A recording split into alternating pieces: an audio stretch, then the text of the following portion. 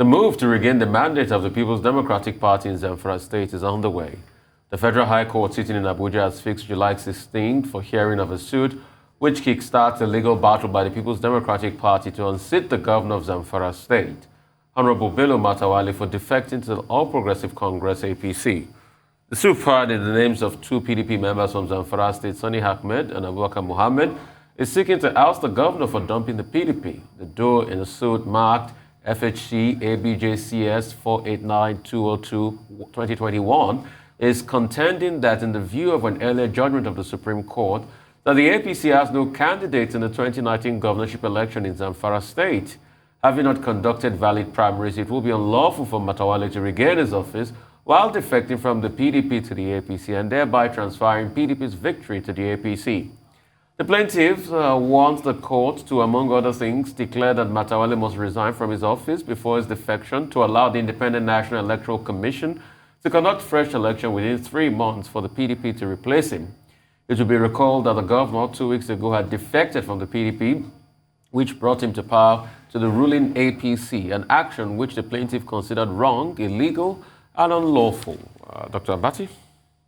Well, we've been on this matter for a while. You know, there was a Supreme Court judgment in the gubernatorial election in Zamfara State, which awarded the victory in that election on the basis of crisis within the APC to the next major political party in the 2019 elections. And it was on the basis of that that the PDP ended up as the majority party in that particular state. And it was on the wings of that that Matawalle became the governor of Zamfara State on the platform of the People's Democratic Party. And now, after, we've been witnessing this gale of defections, which is not new, of course. Since 1951, 1953, politicians in Nigeria have been defecting from one party to the other. They call it cross-carpeting. But within the present, contemporary, framework, the law, recognizes that political parties are the ones who win elections because we don't have independent candidacy. And, that's well spelled out in the Constitution, I think Section 177. And that was, what brought Matawalle to that office, despite the fact that, originally the APC had won the election. So the question now is, okay, if you defect from a political party that brought you to office, can you still hold on to that position? And this is the point that the PDP, the People's Democratic Party, wants to go and test in court. However, under the laws, under the Constitution, there is Section 68, 1G of the Constitution. There's also Section 109, also 1G of the 1999 Constitution, which are relevant in this case, and also Section 80 of the Electoral Act, and also Section 222, 229, which came up in the Supreme Court decision in Ondo House, Abegunde versus Ondo House of Assembly, a case in which there was defection from one party to the other.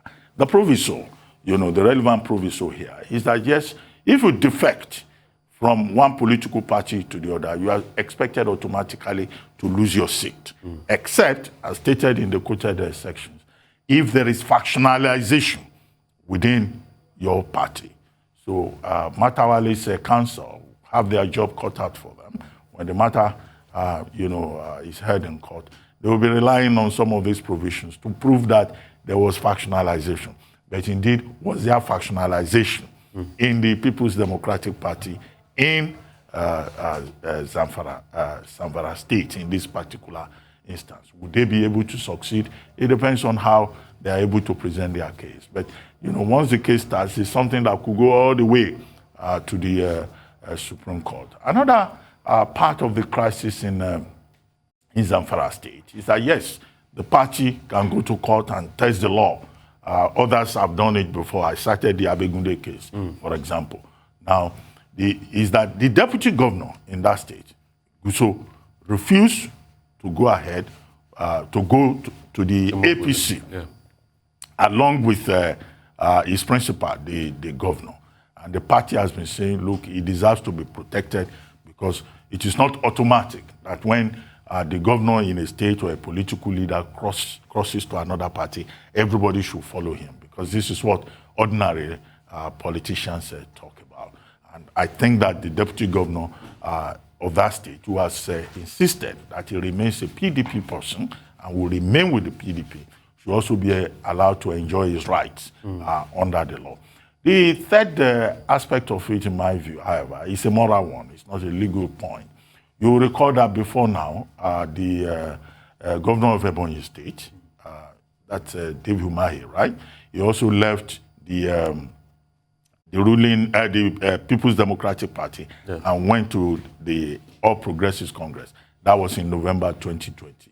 In May this year, Governor Professor Ben Ayade of Cross River State also left the People's Democratic Party and went to the ruling All Progressives Congress. These two governors gave different reasons.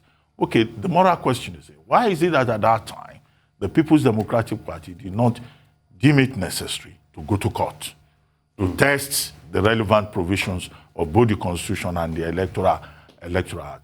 Okay, why is it that it is now in the case of Matawalle, months after the first two governors that defected, that they have now suddenly woken up to start talking about the law?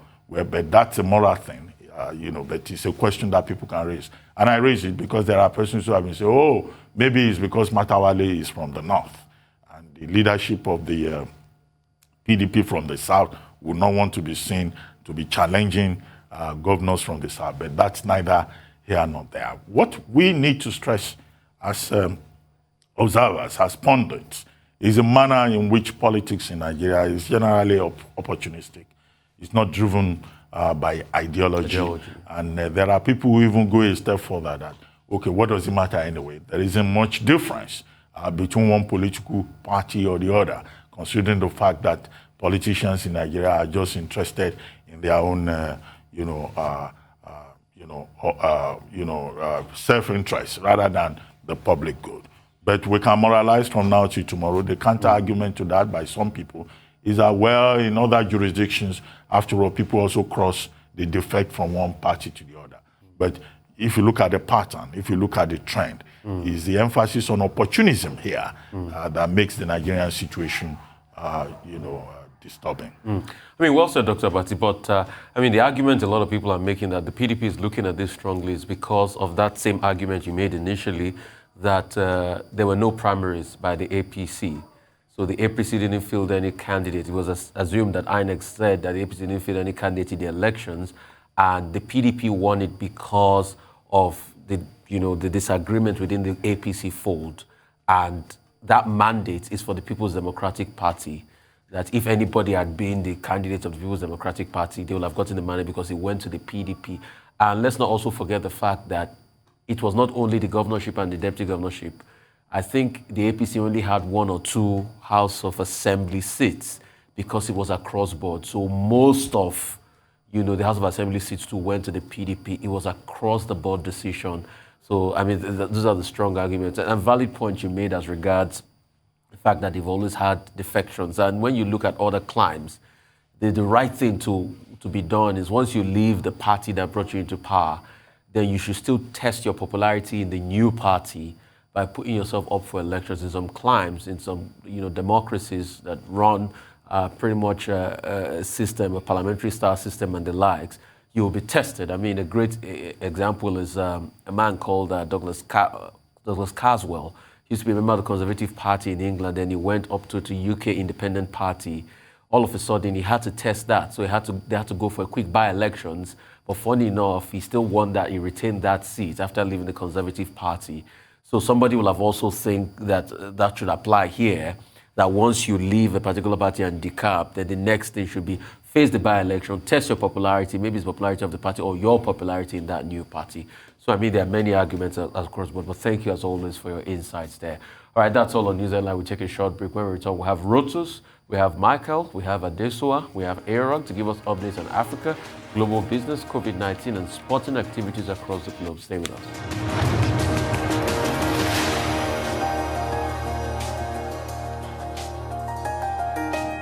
All right, welcome back to the Morning Show right here on the Rise News channel. I will go over to you, Rotus. Rotus, how are you? Thank you, Rufai. Good morning to you. Good morning, Doctor. Good morning to all our viewers. Good morning. We begin with OPEC Plus and Nigeria celebrating her 50th anniversary as a member of OPEC. Timi Presilva, Minister of State for Petroleum Resources, reaffirmed Nigeria's commitment to the OPEC curbs on production, OPEC cuts for June, 1.5 million barrels per day. Timi Presilva pretty much just said, hey, look, the OPEC rationing of output was necessary in order to support prices, considering what the impact of COVID-19 was on oil prices. Said if it wasn't for the intervention of OPEC, that all the members would be suffering. And he also said that Nigeria, of course, has been steadfast in abiding by those quotas. He said that, look, the spats between Saudi Arabia and the UAE, that it's hopefully going to be resolved soon, and that he believes that all parties will, come to the table and work things out. Although it should be shared, Doctor, if you remember a question you asked last week about why oil prices have been rising and Nigeria hasn't been able to capitalize on them. Again, just to repeat the point, it is as a result of, one, the OPEC cuts, and then two, the cost of what subsidies mean to Nigeria. So, sales number of units times price is what gives you your sales numbers. And so if your units of what you produce are curbed, then it impacts how much revenue you can bring in. But again, Nigeria celebrating her 50th or commemorating or recognizing 50th anniversary as a member of OPEC, reaffirming again that she's steadfast in complying with pretty much all of the OPEC plus curbs on production. Refineries. It's a very interesting update here. The Bureau of Public Enterprise, Director General of the Bureau of Public Enterprise in Nigeria, Mr. Alex Oko, was speaking to journalists and giving an update of the BPE's 2021 plans. And he said that the government has decided to halt the privatization of the refineries because the NNPC, the state oil company, wants to essentially revamp the refineries and get them up to speed. Now, this is very interesting what he said here. He says, look, what Alex Oko was saying, again, Director General of the BPE, was that, okay, you don't want to spend money on the refineries because of the competition that's coming. They mentioned the Dangote refinery at 650,000 barrels per day. He mentioned the combined capacity of the 4 refineries, Warri, Kaduna, and so on, and saying that, well, their capacity is 445,000. So essentially, you can get killed off by competition.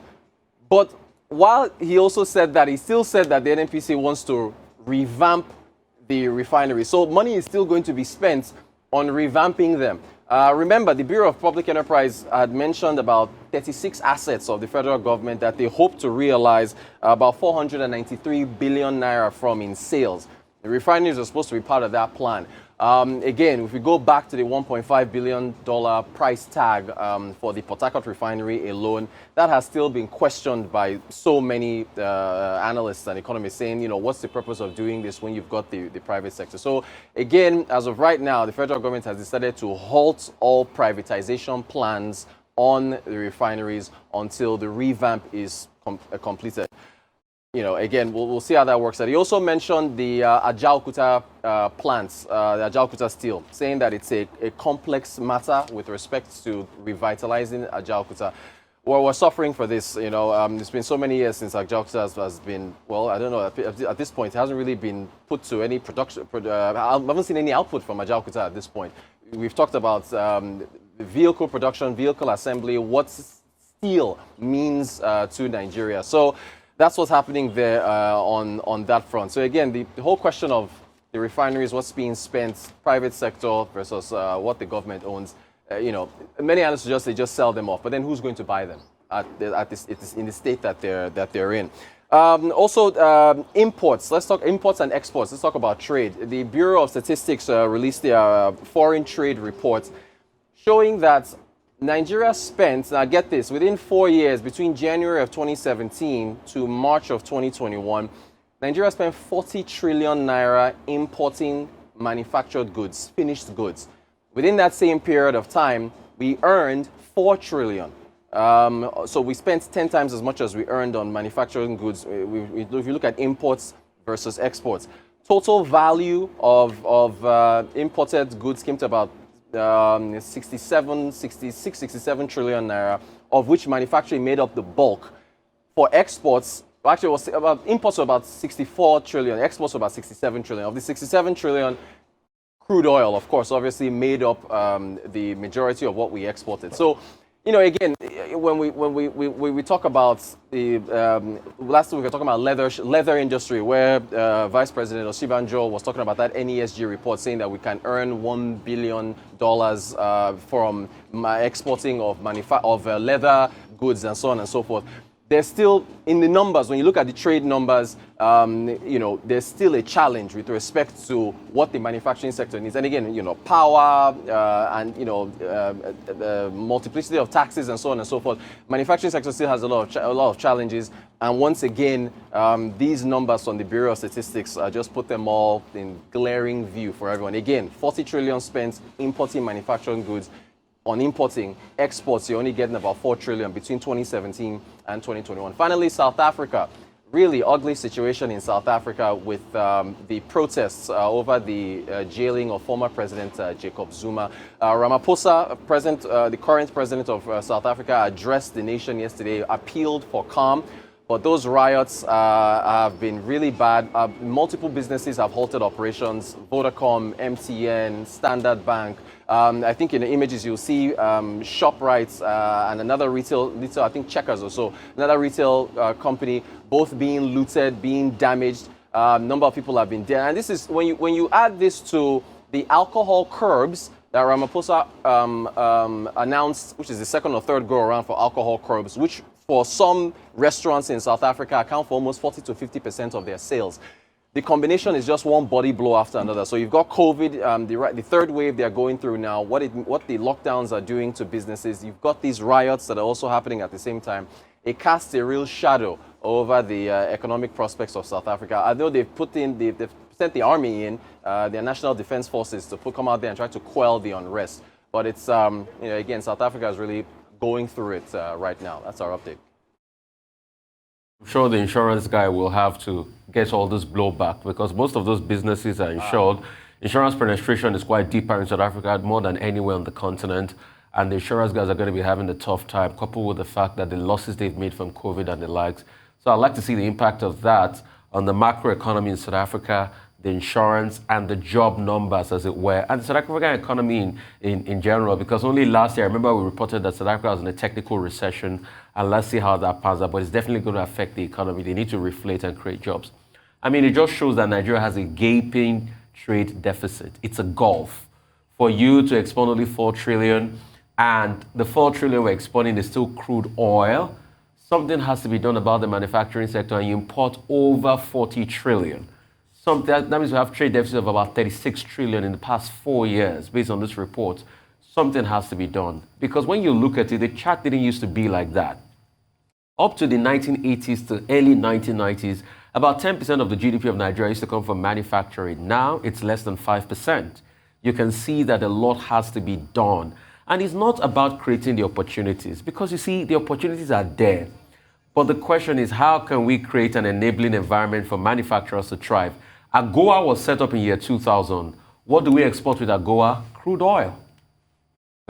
Well, very quickly, Rotos. Well, the South African situation, yes, is very sad. This is a political problem, a matter, you know, at the Constitutional Court involving a former president that has now fueled tension in Gauteng, Johannesburg, KwaZulu-Natal, and all of that. At the center of it is also ethnic nationalism. You know, around, President Jacob Zuma. Now, you have brought the point how this has affected the economy. Small businesses have been affected. There was looting. We've seen rioting for almost 3 days now in South Africa. And the president himself has admitted, while condemning criminality, that the effect on the South African economy will be a lasting effect. And this is a country that is even grappling with a COVID-19 crisis. Now, even vaccination centers have been attacked. Vaccination centers have been looted. And if you look at the kind of footages we're getting from South Africa, nobody is even worrying about the fact that all of this is happening at the time of a pandemic. For how much longer will the riots last? Nobody knows. But the South Africans have called out the military to try and quell the riots. Jacob Zuma's counsel have gone back to the court. They were in court yesterday, but there is no clear indication that the court would take a populist position and resign, its decision in this particular matter. And then as for OPEC, I don't know whether we still have more time. Yes, Nigeria joined OPEC 12th July 1971, so 50 years. Mohammed Bakin, the OPEC Secretary General, is saying OPEC will celebrate Nigeria today, and that Nigeria is about the most admired country in OPEC. I don't know what makes us qualify, what qualifies us for that label as the most admired country. And the big question, if there is still 30 seconds, is, okay, what have we gained from being a member of OPEC? Because you recall that old debate about some people saying Nigeria should even withdraw from OPEC+. Rutus? All right. Quickly. Price supports. That's pretty much what you say Nigeria has gained in terms of what OPEC has done to support prices over the years. We would have been hit pretty hard. I think Timi Priscilla was correct in terms of what the steps OPEC took to support prices. So as a member of the bloc, price support for price, and we know what oil means to us in terms of revenue and foreign exchange. So as far as price support is concerned, that would be one of the biggest gains you'd say Nigeria has gained from OPEC. All right, thank you so much. I really appreciate you, Rotus. We'll quickly move on to Michael Wilson this morning, joining us from London. Michael, great to have you. Good morning.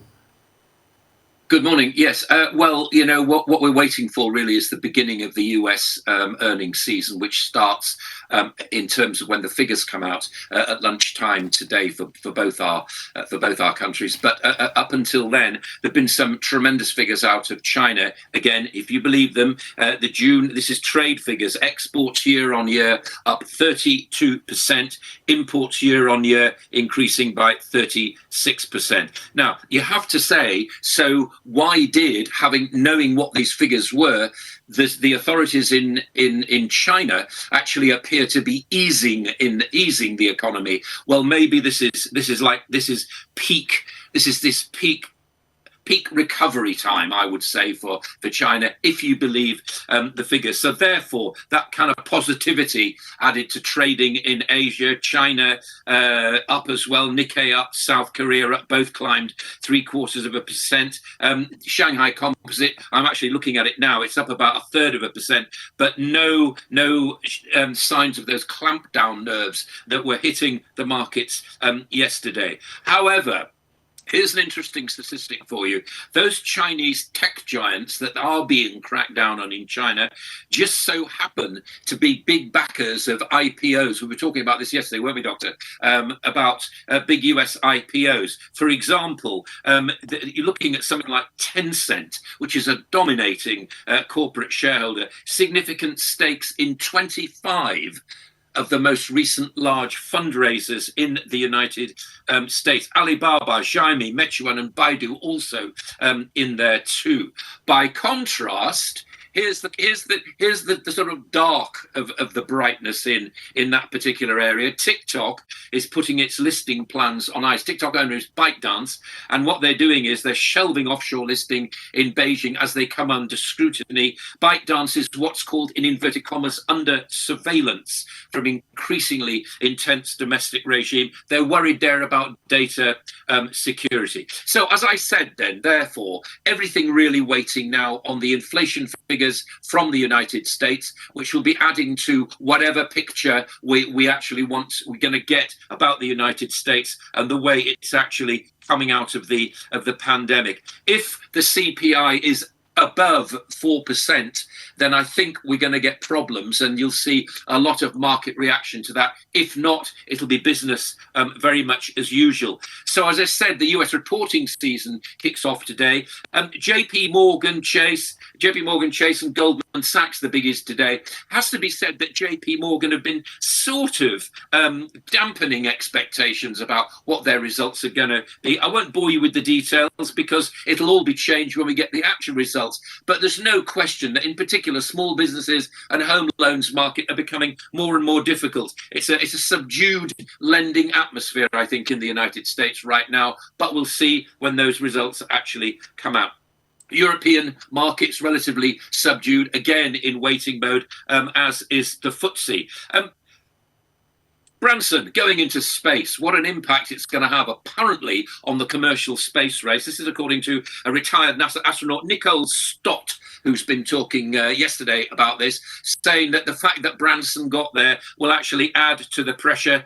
Two spacecraft from him going yesterday, and we know that we know that Bezos and Elon Musk are attempting the same kind of thing. Both of those two actually asking, so what actually are the fringes of outer space? Did Branson actually hit them or not? But I mean, that's down to people who know much more about that than I do to worry about. Cryptocurrency. Cryptos have taken a bit of a plunge actually over the summer. They've sort of been a fairly 2 month. We haven't talked about them recently. They've been in sort of corrective mode right now. In June, the price of a Bitcoin hit a low of $28,000, almost $29,000. A daily volume is down about 0.5%. The major place that people are blaming about this is, of course, China with their crackdown on cryptocurrencies. I wouldn't necessarily believe that true long term. You'll find that most asset managers are looking to cryptocurrencies, not right now, but in the future, to actually crawl back some of the ground they've lost. Let's talk about the UK. Springtime shopping, good signs and all the rest of it.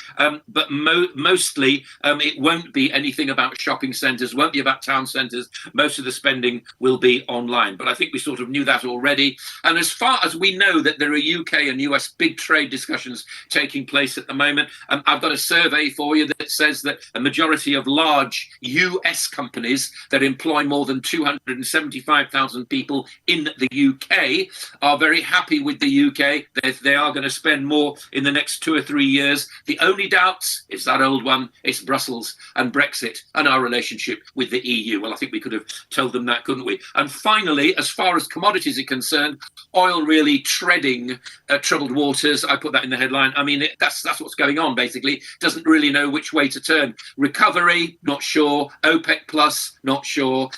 Where's the oil market going? Not sure. So those kind of things, as you'd expect, waiting for some kind of guidance. And gold itself, here's gold, obviously awaiting the inflation figures. The higher inflation, that more erodes profits, and therefore people actually turn to gold. But again, a waiting game, as it is for most of the markets today. That's your global view. All right. Okay, Dr. Bati.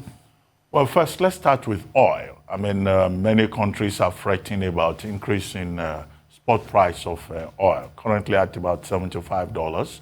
Only a few weeks ago, the head of the national oil company in Nigeria was saying that if oil continues to, the price continues to go up, that could have implications for the Nigerian economy. And I guess that concern is the same for developing countries that they depend on oil imports, as is the case with Nigeria. The oil burden, the cost of oil as a share of GDP. So how heavy is that oil burden likely to be relative to global economic recovery? Because even the developed countries are worried about inflation. And I would like your comment on that. And then yesterday at the Solar City trial, Elon Musk, asking questions about that particular investment, was boasting that if it's not the CEO of the company, that the company would collapse. Is it really that important, or it was just or he was just in a special mood? I always like it, Doctor, when a day goes by where we don't hear anything from Elon Musk, because I think that with all due respect to him, yes, we know what he's doing. We know where he's going. We know what his thoughts are about everything. To be honest, if it wasn't for the summer and the lack of headlines, that kind of comment probably will get buried under proper news. So take it as you like. You laughed after you'd asked me the question. I agree with you. We both know where we're coming from on this. I don't care about it one way or the other. I mean, he can say what he likes, and we'll no doubt. I know that we're going to get a you watch next week. I'll be talking to you about global headlines with a bit of luck, and it'll be Bezos and Musk actually competing with Branson to find out, did Branson actually go into outer space or not? I mean, do we really care about this? I don't think we do. What do we care about? We care about the commercial space race. Yes, of course we do, but that's a long way ahead. The real problems are still down here on Earth, and it's got to do with electric cars. So Musk, get on with your job. Stop creating headlines. Oil, yes, exactly. $75 a barrel, relatively sweet. Higher than that, all the usual kind of things apply, don't they? Rotus was, of course, as usual, excellent on the domestic detail of what keeps oil prices where they are and the impact of those on the Nigerian economy. I would suspect, I don't know, but I would suspect that other revenue-dependent economies similarly have those kind of worries. It's not just about the crude, it's about the refining as well. But I can tell you that when that price starts to go up, and we've had these predictions about $80, maybe it's going to be even more than that before the end of the year. We just simply do not know, but the higher it is, the less it's liked. It is a commodity just like everything else. The higher the price, fewer people want it. All right. Projections are coming out, Michael, that says fossil fuel cars will do badly and that electric-powered cars will sell more than fossil fuel cars soon. And in fact, to back this prediction, VW is investing $35 billion in electric cars. Is this the end of the beginning or the beginning of the end? It's neither of those things. What it is all you have to do with new developments coming along is be completely granular. So you send your reporter out to the road outside your office and look for the electric charging point. Number one is the one. I don't know. There may be, there may not be. I went for lunch with my sister about 3 or 4 weeks ago. She lives on the 6th floor of a flat in the city of London. If I'd had an electric car, would I be trailing a cable up to her flat, and before we sat down for lunch, would I be saying, oh, do you mind if I just plug this in? No, I honestly don't think so. The technology isn't there yet. It's getting there. There's no question about it. But fossil fuels will be here for a long time. No question about it. All right, thank you so much, Michael. Always bullish about fossil fuel cars, but it's fine. Thank you. Adeso Amora is here, COVID-19 pandemic update. Adeso, great to have you. Thank you, Rufai. Good morning, Dr. Abati. I think it's not just fossil fuels that will be here for a long time. At this rate, the COVID-19 pandemic and the virus may just be with us for a very long time. The world is witnessing a 4th consecutive week of increase in infections, and after a 10-week drop in global coronavirus deaths, Dr. Tedros Ghebreyesus, the WHO head, says the number of COVID patients dying daily is again beginning to climb. And the extremely infectious Delta variant is driving catastrophic waves of cases becoming dominant across the world. He's calling on drug makers to prioritize supplying their COVID-19 vaccines to poor countries instead of lobbying and encouraging rich countries to use even more doses as booster shots. The World Health Body says there's not enough evidence to show that 3rd doses of coronavirus vaccines are needed. Just as it's announced that AstraZeneca has licensed 2 more countries to copy and produce its vaccines, the latest being Japan and Australia. They join Europe, India, and South Korea. I'll tell you more about the outcomes of the latest briefing by the World Health Body, but first, let's take a quick look at the figures here in Nigeria in the last 24 hours. The NCDC is reporting 161 new cases and no COVID-19 related deaths. Lagos alone reported 153 of those new cases. But the NCDC says there was a backlog from the 11th of this month. No vaccination update in the last 24 hours by the NPHCDA, and no reasons were given, Now, during its latest online briefing, the WHO's chief scientist has advised against mixing and matching COVID-19 vaccines from different manufacturers. Dr. Swaminathan described it as a dangerous trend. She says there's little data available on the health impacts. Now, the warning comes soon after Thailand said healthcare workers who received Chinese-made Sinovac will now receive AstraZeneca as a booster. The decision by Thailand comes after hundreds of medical workers caught COVID-19 despite fully vaccinated with Sinovac. We do know those are called breakthrough infections. Instead of 2 Sinovac shots, people will now receive the AstraZeneca vaccine as a second shot in the country, and healthcare workers will now receive a booster shot from a different vaccine. According to health authorities, out of 677,000 fully vaccinated medical staff, 618 of them were infected between April and July. Meanwhile, the Global Alliance for Vaccine and Immunization, otherwise known as Gavi, has said it had signed 2 advanced purchase agreements with Chinese drug makers, Sinopharm and Sinovac, to provide up to 550 million COVID-19 vaccines. That's more than $500 million to the COVAX program. Now, under this agreement, the 2 Chinese companies are actually to immediately begin making more than 110 million doses available to the COVAX scheme. But both vaccines have already been granted emergency use listing by WHO, so it makes it easier. Gavi did not say which of the COVAX participants would benefit from these doses. And finally, to the US, where the FDA is reporting a rare event after vaccination with the Johnson & Johnson vaccine. The FDA is confirming that the Guillain-Barré syndrome, about 100 of these syndrome cases have been reported out of 12.8 million doses administered, occurring largely 2 weeks after vaccination, mostly in males, many of them 50 years and older. They say no similar patterns have been seen in other vaccines being administered in the country. Now, the syndrome is a rare neurological condition that causes muscle weakness and, in severe cases, paralysis. Typically is triggered by infection, and most people fully recover from it, according to the CDC. The CDC is also saying that the risk of severe adverse events from vaccines remain rare. It is encouraging people in the US to still go ahead, everyone 12 years and above, to still go ahead and get a vaccine shot.